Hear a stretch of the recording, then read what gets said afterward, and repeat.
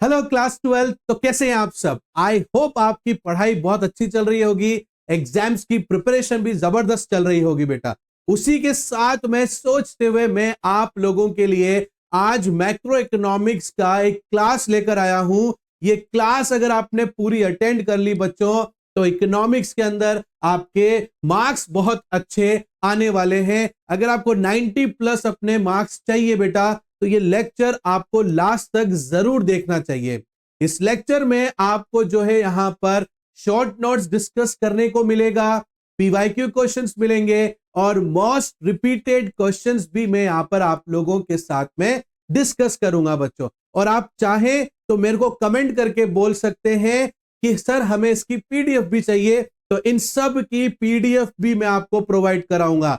सोचो बच्चों, जब आपके पास में फास्ट रिवीजन करने के लिए नोट्स होंगे, शॉर्ट नोट्स होंगे, पीवाईक्यू क्वेश्चंस होंगे और मोस्ट रिपीटेड क्वेश्चंस होंगे, तो सोचो आपके मार्क्स अच्छे क्यों नहीं आ सकते हैं। और साथ ही साथ में आपको ये चीजें मिल रही है और मैं आपके साथ उसको डिस्कस कर रहा हूं, तो कितना जबरदस्त आपका जो है यहां पर रिवीजन हो जाएगा बच्चों। तो इसलिए आपसे रिक्वेस्ट है, लास्ट तक जरूर लेक्चर को अटेंड करो। बहुत कुछ आपको यहां पर सीखने को आज मिलने वाला है। और इस पीडीएफ को अगर आपको चाहिए बेटा, तो कमेंट में जरूर बोलना, मेरे से कमेंट करके जरूर बताना। मैं आपको वहां पर 101% जो है पीडीएफ प्रोवाइड करवाऊंगा बच्चों।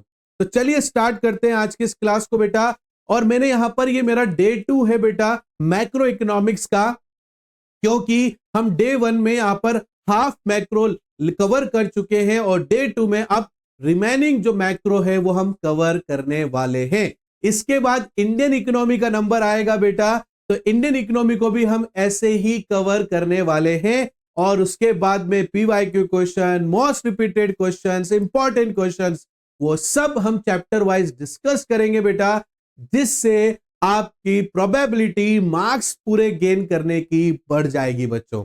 तो चलिए स्टार्ट करते हैं और समझते हैं बेटा।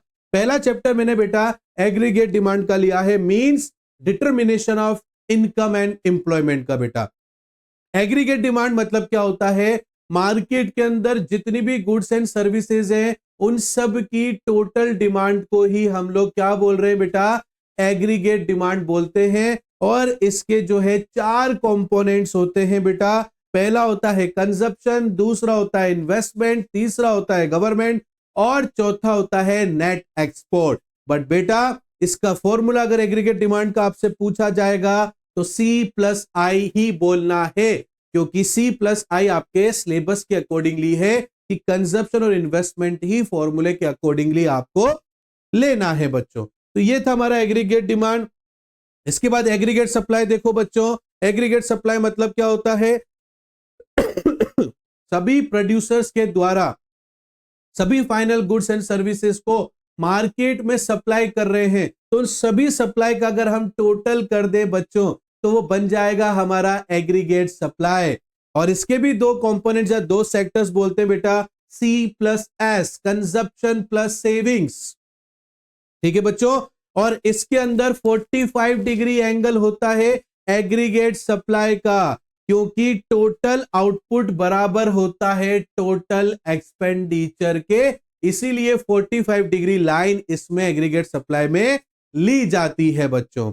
आगे देखो बेटा, कंजप्शन फंक्शन बेटा मतलब फंक्शनल रिलेशन बताना किसके बीच में? कंजप्शन एक्सपेंडिचर और नेशनल इनकम के बीच में।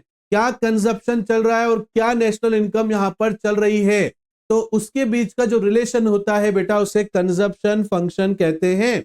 इसका फॉर्मूला C=C+BY। बाहर वाला C तो टोटल कंजप्शन है बेटा, और अंदर वाला जो C है वो ऑटोनोमस कंजप्शन है। ऑटोनोमस कंजप्शन मतलब मिनिमम लेवल ऑफ कंजप्शन होता है, मतलब जीरो इनकम पर कभी भी कंजप्शन जीरो नहीं हो सकता। अगर आपकी इनकम नहीं है, फिर भी सरवाइव करने के लिए हमें कंजप्शन करना पड़ेगा। अब चाहे उसके लिए आप अपनी सेविंग का इस्तेमाल करो, चाहे अपने इन्वेस्टमेंट को सेल आउट कर दो, चाहे आप किसी से लोन ले लो। उसे ऑटोनोमस कंजप्शन कहते हैं बेटा। बी यहां पर मैंने लिया है एमपीसी को, मार्जिनल प्रोपेंसिटी टू कंजप्शन को, और वाई हमारा यहां पर नेशनल इनकम हो जाता है। इसके कैरेक्टरिस्टिक्स क्या है बेटा? Consumption increase with income but less than propensity. बिल्कुल सही बात है, कंजप्शन बढ़ जाता है इनकम के बढ़ने पर, बट इनकम से कभी ग्रेटर देन नहीं होना चाहिए। कंजप्शन कर्व स्टार्ट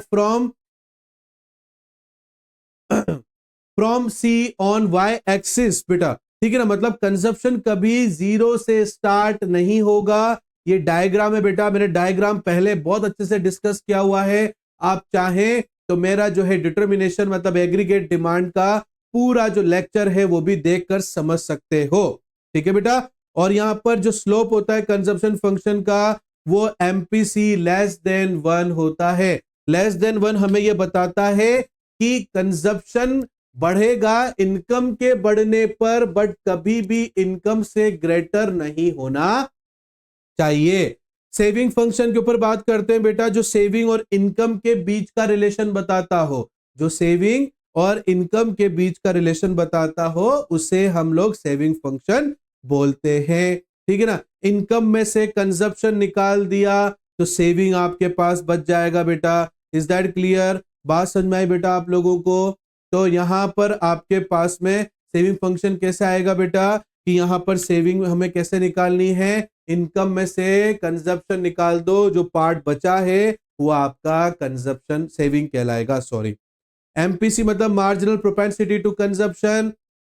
यहां पर ये मार्जिनल प्रोपेंसिटी टू कैसे निकलेगा? कंजप्शन को change in consumption divided by change in income. तो जो आंसर आया बेटा वो एमपीसी है, और एमपीसी ग्रेटर देन 0 होता है बट लेस देन 1 होता है।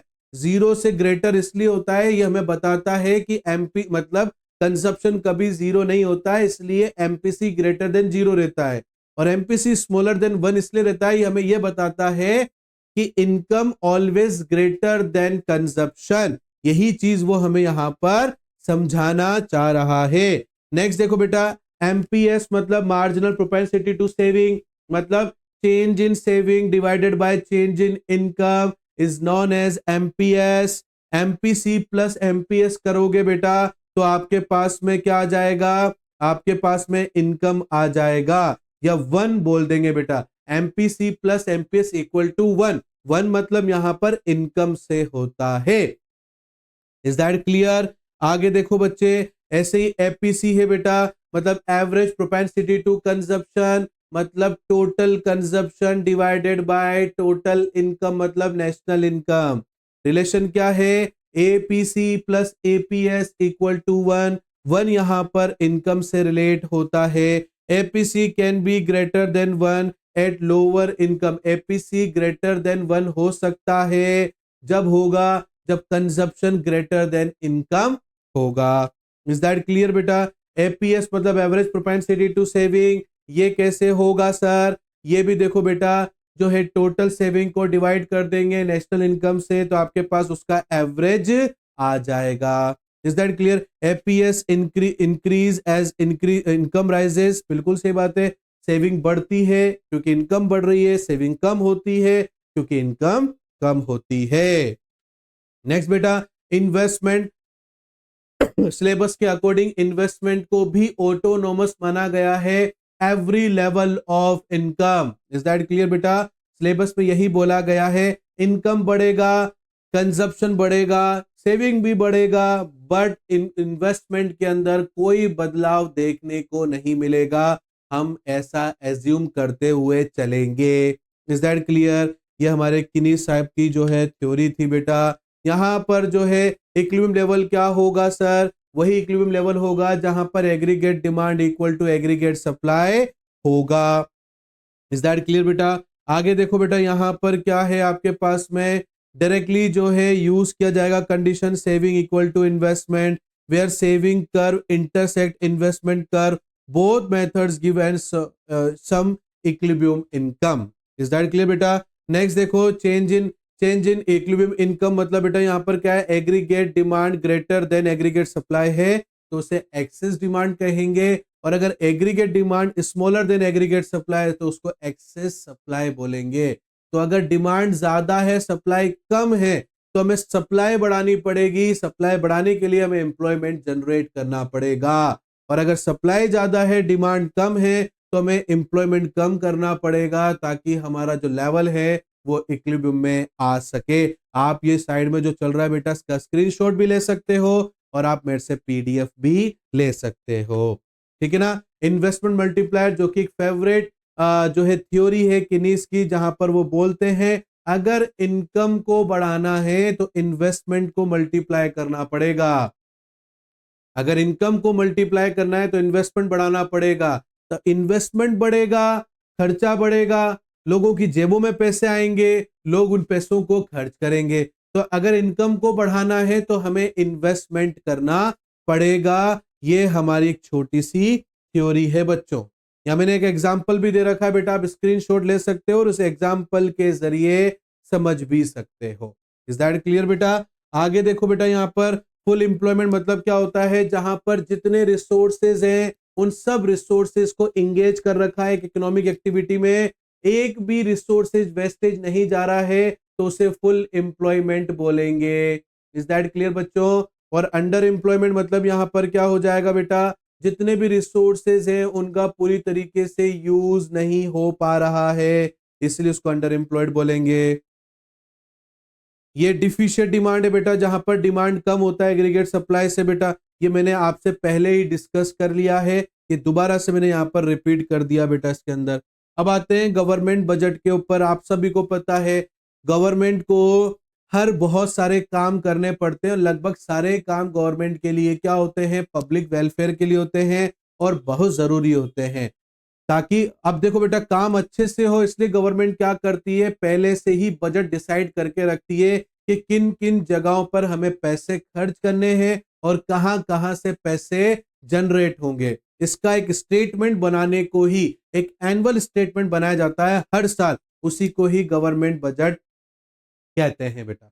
आगे बात समझो बेटा, एक एनुअल स्टेटमेंट होता है फाइनेंशियल ईयर जो कि 1 अप्रैल से 31 मार्च तक चलता है। इसका ऑब्जेक्टिव क्या है, रीएलोकेशन ऑफ रिसोर्सेज के एलोकेशन का अच्छे से इस्तेमाल करना, रीडिस्ट्रीब्यूशन ऑफ इनकम, इनकम को उसमें जो इनइक्वलिटीज है उसकी इक्वलिटीज में कन्वर्ट करना, इकोनॉमिक स्टेबिलिटी को बढ़ाना, इकोनॉमिक ग्रोथ करना, ये सारा का सारा काम ऑब्जेक्टिव का आता है किसका, एक गवर्नमेंट का।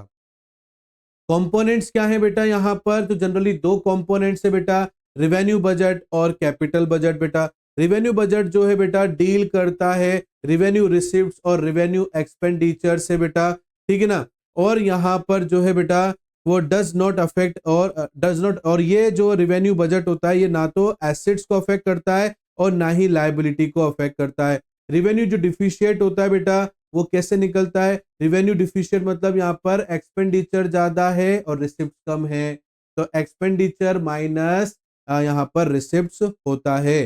कैपिटल जो बजट है बेटा यहाँ पर ये डील करता है जहां पर कैपिटल रिसिप्ट्स होती है और कैपिटल एक्सपेंडिचर होता है, ये एसेट्स क्रिएट करता है और लायबिलिटी को रिड्यूस करता है। नेक्स्ट देखो बेटा यहाँ पर बजट रिसिप्ट्स क्या होता है सर, बेटा बजट रिसिप्ट्स मतलब रेवेन्यू रिसिप्ट्स, रेवेन्यू रिसिप्ट मतलब डू नॉट क्रिएट लायबिलिटी और रिड्यूस एसेट, जो नया तो लायबिलिटी क्रिएट करता है और ना ही जो है बेटा आपकी एसेट्स को कम करता है बच्चों। इसमें टैक्स रेवेन्यू आता है बेटा, जिसमें डायरेक्ट टैक्स आता है, हमने पहले भी डिस्कस किया हुआ है बच्चे, जिसका बर्डन हम किसी और पे नहीं शिफ्ट कर सकते हैं, जैसे इनकम टैक्स, वेल्थ टैक्स बेटा, ठीक है ना। इसके अलावा इनडायरेक्ट टैक्स आता है बेटा जिसका बर्डन हम दूसरे पे शिफ्ट कर सकते हैं, जैसे कस्टम ड्यूटी है, जीएसटी है, ये सब इसमें आता है बेटा। नेक्स्ट देखो बेटा, नॉन टैक्स रेवेन्यू कहां कहां से ऐसी इनकम जनरेट होती है गवर्नमेंट की बेटा जो टैक्स से रिलेटेड नहीं है बेटा, जैसे इंटरेस्ट लेना, गवर्नमेंट ने किसी को लोन दे रखा हो तो वहां से इंटरेस्ट आ रहा हो बच्चों, कोई कंपनी प्रॉफिट कमा के दे रही हो बेटा, कहीं से फीस या फाइन आ रहा हो, कहीं से जो है बेटा या तो फॉरेन फॉरेन गवर्नमेंट से कोई ग्रांट्स आ रहे हो बेटा, किसी डिविडेंड का, इन्वेस्टमेंट का डिविडेंड मिल रहा हो बेटा, तो ये अपना नॉन टैक्स रेवेन्यू गवर्नमेंट के लिए कहलाएगा बेटा। कैपिटल रिसिप्ट्स क्या होती है बेटा, जो क्रिएट करती है लायबिलिटी और एसेट्स को कम करती है, जैसे बोरोविंग, अगर गवर्नमेंट लोन ले रही है बेटा तो लायबिलिटी क्रिएट हो रही है और उसको मॉर्गेज करना पड़ रहा होगा, सिक्योरिटी देनी पड़ रही होगी अपनी एसेट्स की, तो एसेट्स कम हो रही है बेटा, या बेच के लेकर आ रही है बेटा, है ना। रिकवरी ऑफ लोन्स, या फिर रिकवरी ऑफ लोन्स आती है बेटा, लोन गिवन अर्लियर, है ना, नाउ रिकवर्ड, अब उसको रिकवर किया जा रहा है बेटा, उससे एसेट्स कम हो रही है बेटा। या अदर रिसिप्ट्स बेटा, जैसे डिसइन्वेस्टमेंट कर देना, या गवर्नमेंट अपनी एसेट्स को कम कर रही है, तो ये सब कैपिटल रिसिप्ट्स में आएगा बेटा। बजट एक्सपेंसेस क्या होते हैं बेटा? एक्सपेंडिचर, रिवेन्यू एक्सपेंडिचर होते हैं बेटा, जो कि क्रिएट नहीं करते एसेट्स को, नहीं रिड्यूस करते हैं लायबिलिटी को बेटा, ठीक है ना। रिकरिंग इन नेचर्स होते हैं बेटा, ये बार बार में होते ही रहते हैं। एग्जाम्पल जैसे सैलरी है, पेंशन है, हर महीने आपको पेंशन देनी है, हर महीने आपको सैलरी देनी है, इंटरेस्ट भी हर महीने पेमेंट करना है, सब्सिडीज भी आपको आए दिन ही देनी होती है, डिफेंस खर्चे भी आपको करने पड़ते हैं बेटा, है ना, ग्रांट्स देनी पड़ती है किसी स्टेट्स को या फॉरेन कंट्रीज को। ये सब चीजें बेटा आपका बजट एक्सपेंडिचर में आता है, ठीक है ना। बहुत शॉर्ट है बच्चों, बहुत आसानी से हर चीज मैंने लिखा हुआ है इसके अंदर, तो आप पढ़ोगे तो वैसे ही बहुत अच्छे से आपका इसमें क्लियर होता चला जाएगा। कैपिटल एक्सपेंडिचर है बेटा, जो क्रिएट करता है एसेट्स को, रिड्यूस करता है आपकी लायबिलिटी को बेटा। वन टाइम एक्सपेंडिचर होता है, जैसे आपने रोड बना दिया, बिल्डिंग बना दिया, स्कूल बना दिया, हॉस्पिटल बना दिया, या आपने लैंड परचेस कर लिया, बिल्डिंग परचेस कर ली, मशीन परचेस कर ली, या इन्वेस्टमेंट कर दिया शेयर्स के अंदर बेटा, या स्टेट को लोन दे दिया, यूनियन टेरिटरी को लोन दे दिया, तो ये सब आपका कैपिटल एक्सपेंडिचर में आता है। बजट डिफिशिएट बहुत इंपॉर्टेंट है बेटा, जिसके अंदर रेवेन्यू डिफिशिएट है बेटा, इसका फॉर्मूला मैंने लिख रखा है, revenue deficit equal to revenue expenditure minus revenue receipts, meaning government spends on current needs exceed its regular income, मतलब इनकम से ज्यादा गवर्नमेंट खर्चा कर रही है। इसका इम्प्लीकेशन क्या होगा बेटा? गवर्नमेंट को बोरो करना पड़ेगा, अपने कंजप्शन के लिए लोन लेना पड़ेगा गवर्नमेंट को बेटा। Is that clear? ये बजट डिफिशिएट हो गया बेटा हमारा। फिस्कल डिफिशिएट बेटा, ये भी बहुत मोस्ट इंपॉर्टेंट है बेटा, फॉर्मूला है इसका, टोटल एक्सपेंडिचर में से हम टोटल रिसिप्ट्स निकाल देंगे बेटा, इसमें बोरोविंग को मिलाना बिल्कुल भी नहीं है। या फिस्कल डिफिशिएट को हम revenue expenditure plus capital expenditure minus revenue receipts और माइनस कैपिटल रिसिप्ट्स यहाँ पर लिखना है बेटा। ये मैंने इसके फॉर्मूले लिख रखे हैं, आप इसको पढ़ सकते हो। Total borrowing requirement of government, ये इसका मतलब होता है फिस्कल डिफिशिएट का, कि खर्चे पूरे करने के लिए गवर्नमेंट को कितना बोरोविंग करना पड़ रहा है। इज दैट क्लियर बेटा? आ रही है बात समझ में? ये मैंने यहाँ पर फॉर्मूले और उसके इम्प्लीकेशंस लिख रखे हैं बेटा। प्राइमरी डिफिशिएट क्या होता है? तो सर फिस्कल डिफिशिएट में से इंटरेस्ट पेमेंट निकाल दो तो प्राइमरी डिफिशिएट कहलाता है बेटा, ठीक है ना। मीनिंग क्या है? Fiscal deficit minus interest on past borrowing, past borrowing का निकाल दोगे बेटा तो आपके पास में प्राइमरी डिफिशिएट आ जाएगा। इम्प्लीकेशन क्या है? Show current year borrowings need, यहाँ पर हमें करंट बोरोविंग नीड दिखानी पड़ती है बेटा, जिसमें अपन जो पास्ट डेब्ट है वो नहीं मिलाना है। इंडिकेट करता है whether government borrowing is for productive process और जस्ट टू पे ओल्ड डेब्ट, या तो हमने ओल्ड पेमेंट करना होता है बेटा, किसका? डेब्ट का बेटा, ठीक है। Lower primary deficit is better, means यहाँ पर फ्रेश बोरोविंग ली जा रही है। मेजर टू रिड्यूस डिफिशिएट बेटा, तो यहाँ पर टू रिड्यूस रेवेन्यू डिफिशिएट बेटा, टू रिड्यूस फिस्कल डिफिशिएट यहाँ पर होगा बेटा। प्लीज इसको ध्यान से पढ़ लेना। आगे देखो बेटा, यहाँ पर क्या है? फिस्कल पॉलिसीज है बेटा। फिस्कल पॉलिसी मतलब यहाँ पर क्या है? Use of government budget expenditure and taxation to influence macro economics condition. Tool जैसे कि गवर्नमेंट एक्सपेंडिचर जिसमें डायरेक्ट इन्फ्लुएंस होता है बेटा एग्रीगेट डिमांड, टैक्सेशन जो अफेक्ट करता है डिस्पोजेबल इनकम को और कंजप्शन को। आगे देखो बेटा, टाइप्स ऑफ यहाँ पर क्या है बेटा? यहाँ पर टाइप है बेटा एक्सपेंसिव फिस्कल पॉलिसीज है बेटा, increase government spending, reduce taxation, और यहाँ पर बेटा इफेक्ट होता है एग्रीगेट इंक्रीज, है ना, आउटपुट एंड एम्प्लॉयमेंट इंक्रीज बेटा। तो ये सब चीजें आपको बहुत अच्छे से पढ़ने को यहाँ पर मिल जाएंगी बेटा। जैसे क्लासिफिकेशन ऑफ टैक्सेस है बेटा, प्रोग्रेसिव टैक्सेस है बेटा, प्रोफेशनल टैक्सेस है बेटा, रिग्रेसिव टैक्सेस है बेटा आपके पास में, ठीक है ना। तो ये अपना एग्रीगेट जो डिमांड है वो यहाँ पर गवर्नमेंट बजट है वो हमारा खत्म हो जाता है बेटा। उसके बाद में फॉरेन एक्सचेंज है बेटा, आप सभी को पता है फॉरेन एक्सचेंज मतलब क्या होता है? जब दो करेंसीज को आपस में एक्सचेंज किया जाता हो उसे फॉरेन करेंसी बोलते हैं बेटा। है ना। इंपोर्ट एक्सपोर्ट करने के टाइम पर हमारे काम आता है बेटा। हमें दूसरी देश की करेंसी क्यों चाहिए होती है? या तो हम वहां पर कोई चीज बाय करने वाले होते हैं बेटा, इसलिए हमें चाहिए होती है। आपस में कोई भी चीज इंपोर्ट एक्सपोर्ट करना हो तो हमें चाहिए होती है बेटा। सोर्सेज देखो लिख रखा है, export of goods and services, foreign foreign tourist visit India, foreign investment in India, remittance for NRI, foreign aids and grants. इसीलिए यहाँ पर सप्लाई किया जाता है फॉरेन एक्सचेंज का, क्योंकि इन चीजों के लिए उनको क्या चाहिए? रुपीस चाहिए। फॉरेन एक्सचेंज रेट क्या होता है बेटा? ऐसी रेट जिस पर दो आपस में करेंसीज अपनी मनी को एक्सचेंज करती हो। दो होता है बेटा, फ्लोटिंग होता है और फिक्स्ड होता है। फिक्स जो है आरबीआई के द्वारा किया जाता है, और फ्लोटिंग जो है यहाँ पर डिमांड और सप्लाई के थ्रू किया जाता है बेटा। आगे देखो बेटा, यहाँ पर फ्लेक्सिबल के बारे में मैंने आपको समझा दिया बेटा। ऐसे यहाँ पर फिक्स का आएगा बेटा, तो फिक्स के बारे में हमने बात कर लिया। एप्रिसिएशन मतलब क्या होता है? पहले 50 रुपए का $1 मिल रहा था, अब 40 रुपए का $1 हो गया, तो रुपीज एप्रिशिएट हो गया और वो क्या हो गया? यहाँ पर डेप्रिशिएट हो गया बेटा। रीवैल्यू मतलब यहाँ पर क्या होता है? डेप्रिसिएशन समझा दिया बेटा मैंने। अब डेप्रिसिएशन मतलब क्या हो गया? पहले 40 का $1 मिलता था, 50 का $1 मिल रहा है, तो रुपीज डेप्रिशिएट हो गया, क्योंकि अब ज्यादा पैसे खर्च करने पड़ रहे हैं ना बेटा हम लोगों को, इसी वजह से बेटा। ये चैप्टर नंबर हमारा 7 आ गया है। ये हमारा लास्ट चैप्टर होने वाला है बच्चों, बैलेंस ऑफ पेमेंट का। बैलेंस ऑफ पेमेंट में क्या होता है? सिस्टमैटिक रिकॉर्ड करना होता है हम लोगों को। क्या करना होता है बच्चों? सिस्टमैटिक रिकॉर्ड करना होता है। जितना भी हम लोग एक्सपोर्ट इंपोर्ट या अपने देश के अंदर कोई भी चीज खरीद रहे हैं, बेच रहे हैं, उन सब का सिस्टमैटिक रिकॉर्ड रखने को ही बैलेंस ऑफ पेमेंट कहा जाता है। इसके कंपोनेंट्स क्या है? करंट अकाउंट होता है बेटा, जो रिकॉर्ड करता है flow of goods and services, जो भी इन्वेस्टमेंट इनकम है या ट्रांसफर है बेटा।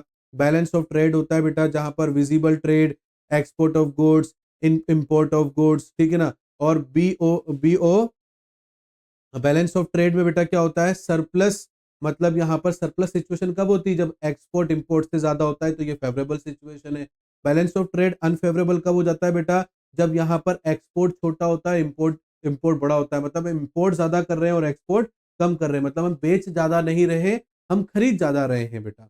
बैलेंस ऑफ इनविजिबल भी होता है बेटा, जिसमें एक्सपोर्ट्स ऑफ सर्विस होती है, जैसे IT service, tourist, banking, imports of service, ये सब चीजें बेटा इसके अंदर आपके आती है। इन्वेस्टमेंट इनकम कैसे होती है बेटा? Income earn on the investment abroad, abroad से कोई इन्वेस्टमेंट कर रखा था, उसकी इनकम आ रही है, उसमें से हम माइनस कर देंगे बेटा income paid to foreign exchange, जो कि हमने नेशनल इनकम में भी पढ़ा था बेटा, ठीक है ना। इंक्लूडिंग इंटरेस्ट, डिविडेंड, प्रॉफिट, ये सब चीजें इसके अंदर आती हैं बच्चों। इसके बाद में बेटा ये यूनिटरी ट्रांसफर होता है, one way transfer without without quit pros and cons बेटा, जैसे कि रेमिडेंस फ्रॉम एनआरआई, गिफ्ट दिया जाता है, ग्रांट्स दिया जाता है, तो बदले में हम कुछ थोड़ी ले रहे हैं, तो हमारी इच्छा से दे रहे हैं, तो ये यूनिलेटरल कहलाता है। If India receive more credit, if India sends more, तो ये डेबिट हो जाएगा। अगर इंडिया यहाँ पर रिसीव कर रहा है तो क्रेडिट में, और दे रहा है तो डेबिट साइड में लिखेंगे बेटा हम लोग यहाँ पर, ठीक है। इसके बाद में करंट अकाउंट बैलेंस होता है, जिसमें बैलेंस ऑफ ट्रेड को प्लस किया जाता है, बैलेंस ऑफ इनविजिबल और इन्वेस्टमेंट इनकम को और यूनिटरी ट्रांसफर को, इन सबको प्लस कर देंगे बेटा, तो करंट अकाउंट बैलेंस बन जाएगा।